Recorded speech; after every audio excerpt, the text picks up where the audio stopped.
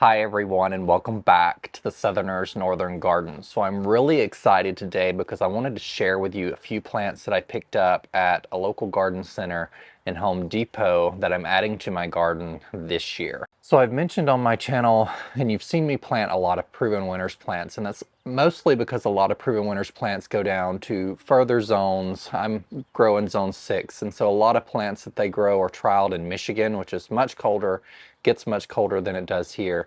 And so I like generally to plant plants that are at least a zone 4 or higher in my garden. Now that's not always the case, but even I am pretty skeptical about planting plants that only go down to zone 6 in my garden. I just don't want to put something in my garden that may have the risk, if we have a bad winter, of not coming back next year. Things I like to invest in my garden, I want to be there for a long time, but now that my garden is becoming much fuller, I have kind of transitioned this year to venturing out a little further on some items that are hardy to zone 6, and as you'll see in this video, one that's not even hardy to zone 6. And so a lot of these plants, if you live south of me in zone 7 and above, there's a company called the Southern Living Plant Collection. You may have seen them in some other videos. They have some absolutely gorgeous plants. A lot of their plants and most of their plants are hardy in zone 7 and above. They have a small selection of shrubs that are hardy in zone 6, and I have picked out 2 today to show you that I picked up from Home Depot. So Home Depot locally is one of the only companies and garden centers that I've seen carry Southern Living plants, and that's mostly likely because there's a very few selection of things that are hardy here. But I've also transitioned a large part of my garden, since I have so many hydrangeas and blooming things, into interesting foliage. And that's what every one of these plants I'm going to show you today have. And so the first one is a Nandina. So a Nandina is a really beautiful shrub. I think that it's also called heavenly bamboo in some cases, but this one is called pink blush.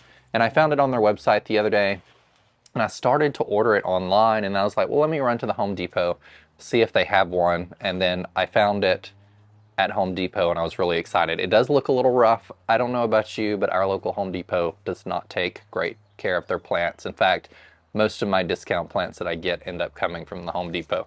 So there are lots of Nandinas, various sizes. This one is a dwarf one. You know, I have a garden of mostly shrubs. I did add a lot of perennials this year, but I like to focus on small shrubs because they give you the biggest bang for your buck. And so this Nandina only gets around 2 foot tall, 1.5 to 2 foot wide. It is a part shade plant, and it is hardy down to zone 6. And so it has this really interesting foliage. It's green, but the new foliage emerges like a pinkish color. It's transitioning a little more to red now. There's also one called Obsession Nandina that is hardy down to zone 6. And if you're really interested in red foliage, and it has a little thinner leaf, I really like that one as well. It gets bigger than this one, and so I chose blush because I wanted something smaller that I could tuck in rather than having somewhere that I could dedicate a more substantial amount of space to the Obsession Nandina. But Obsession is beautiful if you're looking for like a foundation planting. They're a plant that needs moderate water, but because the stay's really small, it doesn't need pruning as well. So it's kind of one of those carefree plants that you can get planted and then love on it as the season progresses and watch it grow. So this is Blush Pink Nandina. The second one, which I picked up and I kind of fell in love with at the garden center. I didn't go to the garden center looking for it, but this is Kaleidoscope Abelia. And look at this variegation. It's really interesting. And so some of the newer leaves are like an orangey color, and then the variegation is just green and dark green. And this one also is hardy down to zone 6. So 6 through 9 stays relatively small, 2 by 3 foot high and 3 by 4 foot wide. And so it's a little wider than it is tall. Full sun to part shade. And so this one is pretty versatile in your garden, and you can put it just about anywhere. It also grows moderately fast, tolerates a wide range of soils, which is really important. You know, I have heavy clay soil, and so it will take that heavy clay, but also tolerate a more loam or sandy condition if needed. And it has, after being established, low water needs. So I added an Abelia last year from Proven Winners called Fun Shine. It was kind of similar to this one, but I planted the small container like I did a lot of my garden last year, and it did not make it over winter. And I don't know if that's because it was planted a little late, but because it was only a zone 6 hardy plant, it may just not have loved being such a small size planted in the ground, not getting established better over the summer. And so I chose this one because this one is actually really beautiful. That beautiful red, pink, orangey new growth along with the variegation is really magical. And so this one will be tucked somewhere. I'm not sure where I'm going to stick these yet, and so what I'm going to do is after I finish this video, I'm going to go out to the garden and set these in their containers kind of in the garden and watch them for a day. And then as I walk around the garden today and tomorrow, if I like how they're placed, I will sink them into the ground where I place them. The third plant I wanted to show you is Gold Dust 𝗟𝗶𝗸𝗲. Now, gold dust isn't necessarily in the Southern Living plant collection, I don't believe, and I picked this one up locally at 𝗟𝗂𝗏𝗲. When I saw it, I knew that it was not hardy in our zone 6. It's supposed to be hardy in zone 7 through 10, and these things can get massive, so up to 10 foot tall, 6 foot wide. So I immediately asked someone at the garden center why they were selling something at the garden center listed as a shrub that was not hardy in our zone. And she said that they do have pretty good luck with them coming back here, and they warranty them. So if the garden center is going to sell me a shrub that I knowingly know is not hardy in my zone, and they knowingly know it's not hardy in our zone, but they're willing to guarantee it for a year, I'm going to try it out, because this is not something that you can easily find, that I've found anyway, in a shrub that's hardy in our zone.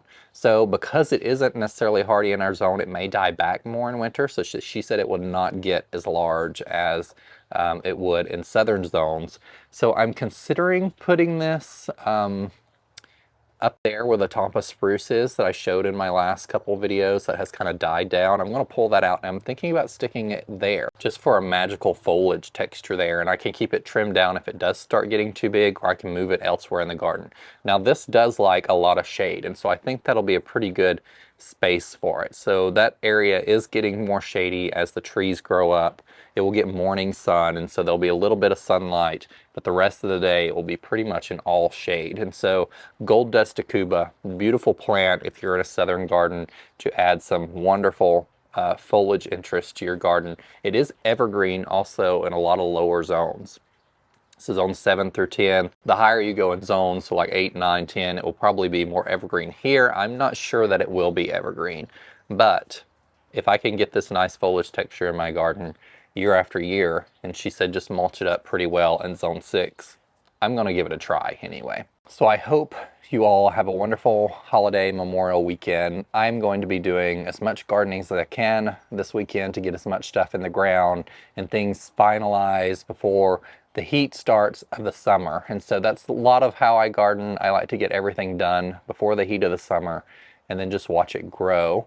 I don't want to be out there sweating it out trying to get things done too late and planting things too late, because they will just struggle as the summer progresses and you'll just have to put more water on them. So my 𝗟𝗶𝗸𝗲 project, I may start planting this weekend. I'm not completely sure yet, but I'm definitely going to try and get these shrubs in the ground so they can get ready and get established before the summer heat starts. Thank you guys for joining me, and remember, in a world full of hate, be a light. If you're interested in any of these shrubs, check out your local garden centers. You can also order them online, of course.